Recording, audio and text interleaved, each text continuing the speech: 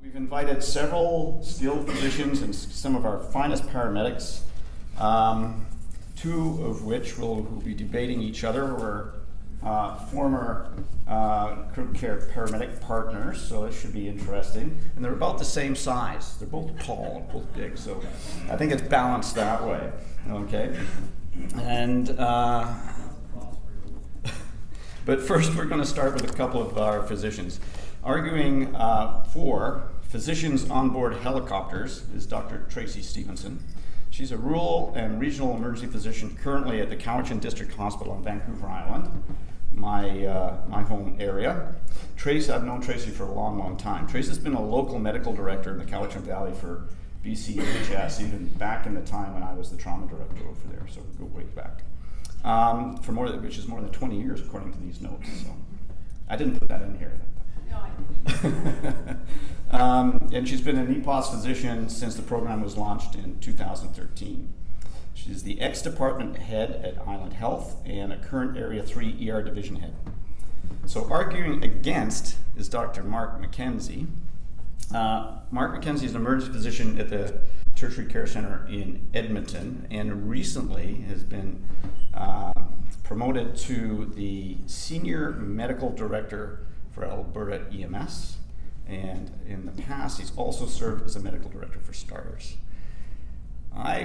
Just as a personal note, I met Mark when he was an intern at the Royal Jubilee in 2000. Is that what you said yesterday? Neither of us look any different. Yeah. Yes, and like as you said, now that you're senior, it means you're... I need to pee more. Pee more, yeah. Okay. Okay, the debate against Tracy.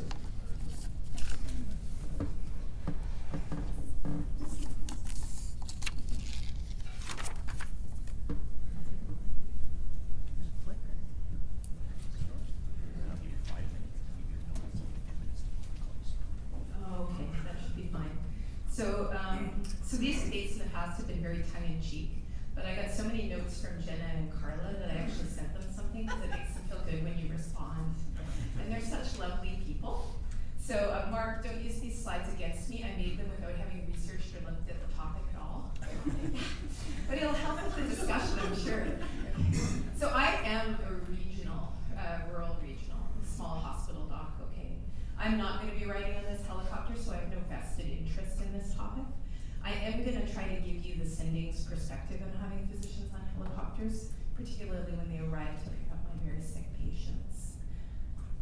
So what is the evidence? Yeah, you can read that if you like, but you don't need to. So there is evidence for physicians on helicopters. It's actually pretty good. It's a lot better than the evidence for CCP or ACPs on helicopters, because there isn't a lot of evidence in this area. And I think we all intrinsically know that, yeah, that makes sense, yeah, it works. We can see that it works. We can see that it works particularly for the critically ill. There is a lot of studies in the trauma arena. Lots of them are combat studies. Most of them show physician-led teams, physician-guided teams, physician-conjoined teams do a little bit better than other crew mixes, but there are some that don't show that. Okay, there's a German study in particular that doesn't show that.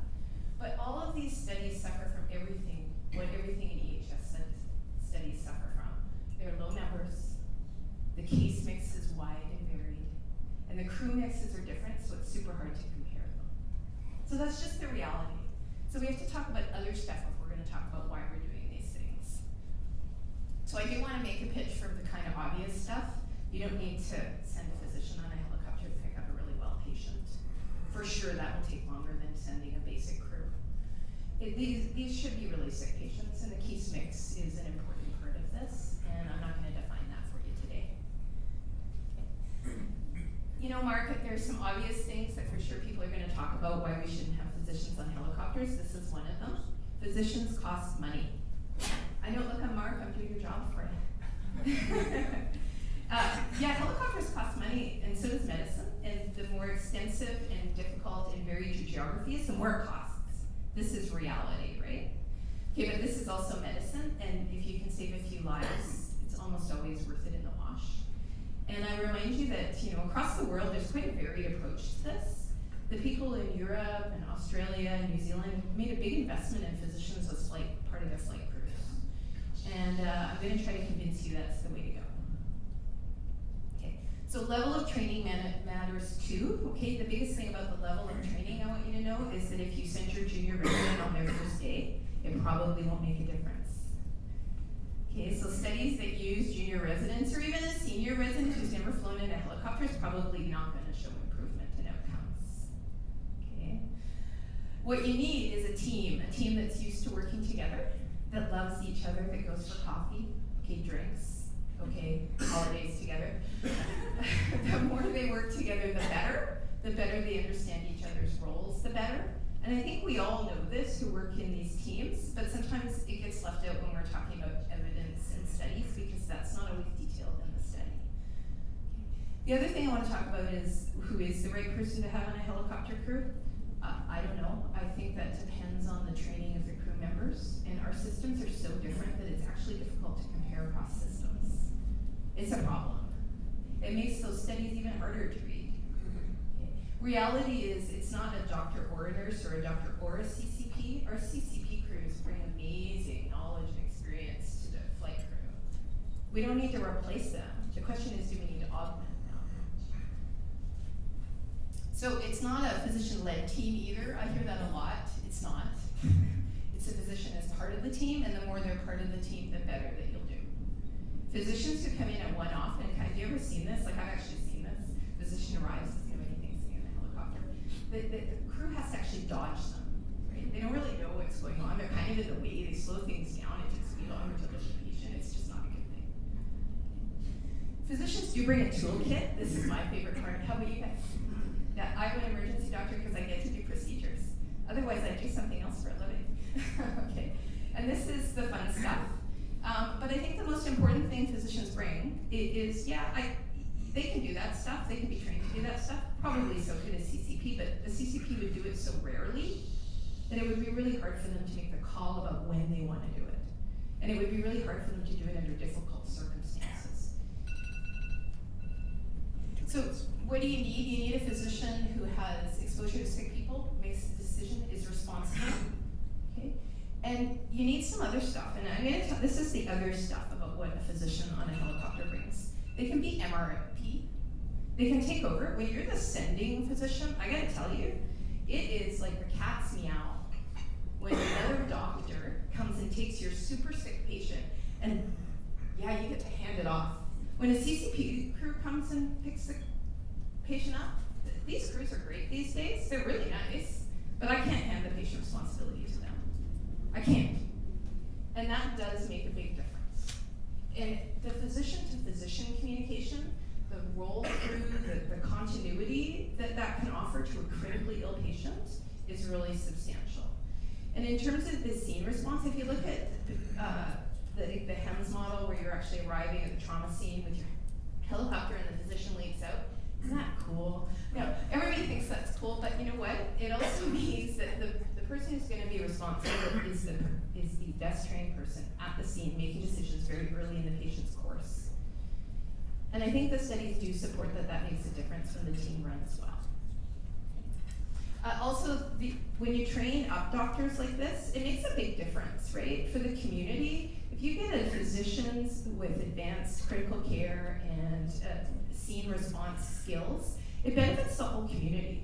And if you can get a rotor of these physicians, a small number who are doing and who can service your broader community, it might address some of the issues that we have as a center that really struggles with geography. If we could have one stationed in Prince George, in Kelowna, Kamloops, one in Vancouver, that kind of stuff. Okay. I don't have time to talk to you about all my other great ideas. So the right team for the right situation, and this is the most important thing. This is a culture decision. And who do you think manages mass casualty better? I think that we should come down where our European and Australasian colleagues are, but I'm not going to tell you guys what to think. I like them to think. Okay, good luck. Thank you, Tracy. You'll be able to come back and read back Mark for 2 or 3 minutes. I'd like to invite Mark MacKenzie up, who I have personally flown with in the helicopter at STARS as a physician paramedic team. And Mark's looking a little nervous right now. It was a pretty good presentation with us. I think I can trump that argument. So what are we actually debating here? We're debating whether a physician should routinely be part of the crew composition of panels. So that means a physician at base who not only gets paid to be there, but also gets paid to train with the crews. Because we're not talking about the one-off, every once in a while, physician accompanies a mission.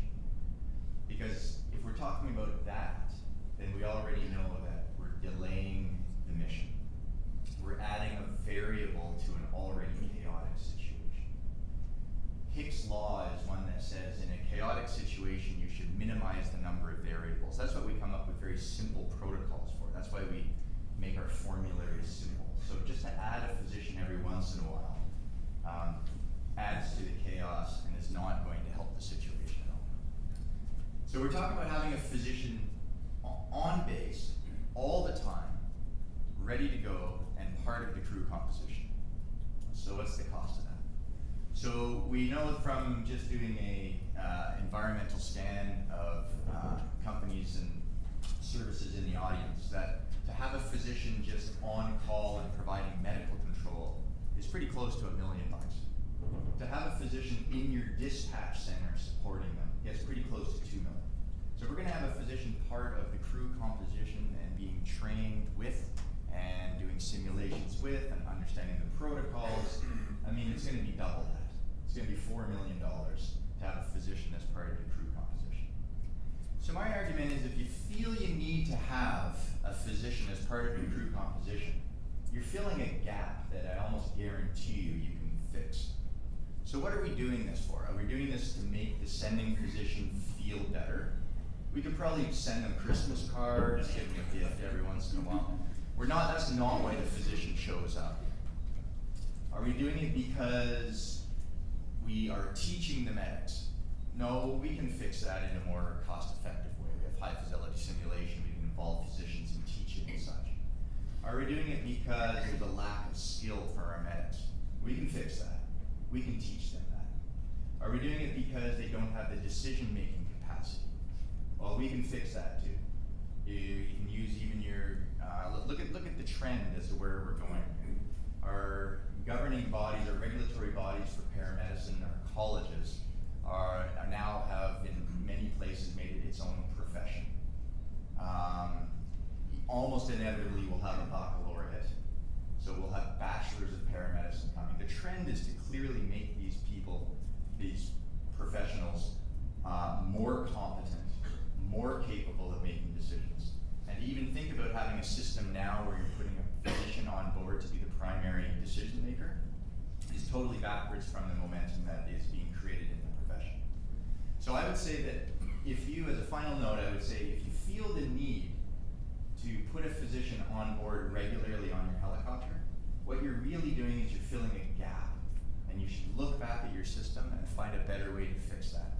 Because these guys are professionals, they're heading in the direction of more competency, more independence, and instead of spending $4 million on having a physician on board, reinvest those dollars into education, into technology where physicians can provide online medical support, video support, but don't spend it just on having the physicians at the base to buy coffees for the medics.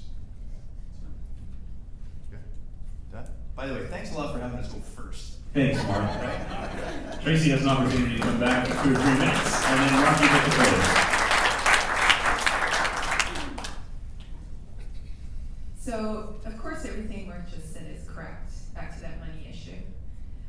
But I would suggest to you that you don't want your physician, and by the way, I'm debating something different. I don't think the physician needs to go on every call. I do think they need to be at the base, though. He's totally right about that. You can't be coming in from home and delaying the mission. But while you're sitting at the base, you can have a coffee for 15 minutes a day, and you can have a 30-minute lunch break. But I got lots of stuff that a physician could be doing in my EHS organization with the rest of their day. I don't need them to be sitting there doing nothing. So implying that a physician's sitting there doing nothing when they're at the station is not where I would go with this.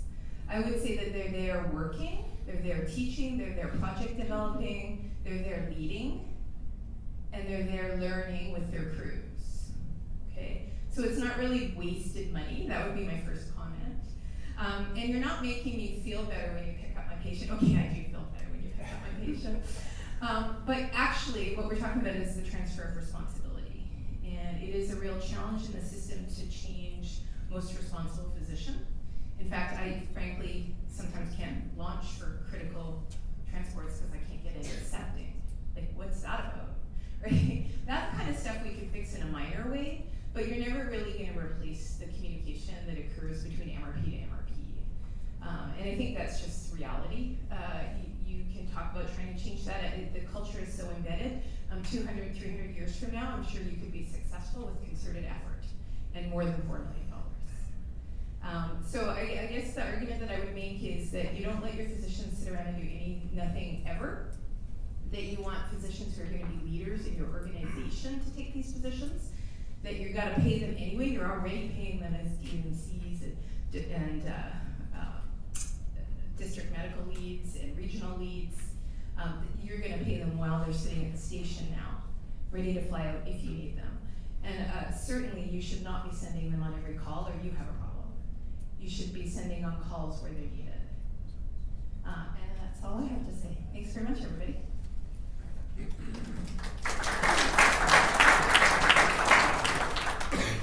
Okay, first of all, this has been a lot of fun. I wasn't really looking forward to this, and I hadn't really done it before, but yeah, it's been fun. You notice I didn't bring up any evidence because there just isn't any. Like, the literature is not going to solve this debate for us, for sure. So we have to look in our own backyards, first of all. This is Canada. We have a growing profession here. There's clearly the winds of momentum to have this profession be more independent, be more skilled, have more possibilities for education and growth, like personal growth and growth of the profession. There is a role for a physician on board a helicopter, and they're called residents. It should be the medics teaching them how EMS works. But let's not put a physician on board to stunt the growth of this profession. These guys can learn the resuscitation skills that they need. I mean, they do already. And any gaps that you feel exist in their skill set or decision-making set, that's easily fixable. So let's help the profession grow. Let's not stunt it by throwing a physician on board occasionally with these extremely skilled folks who can do this at a much more cost-effective way. Let's give Mark a big round of applause. Thank you very much. All right, ladies and gentlemen, now it's time to vote. So you've had two compelling arguments about physicians on aircraft. And what we're going to do now is we're going to ask you to decide who wins this first competition by a show of hands. So, for the pro, for Tracy, show of hands now, please.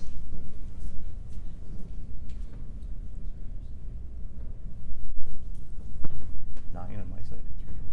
11. And for a show of hands for Mark, the con. Con man. And the winner for the first round is Mark MacKenzie. Physicians should not be on helicopters.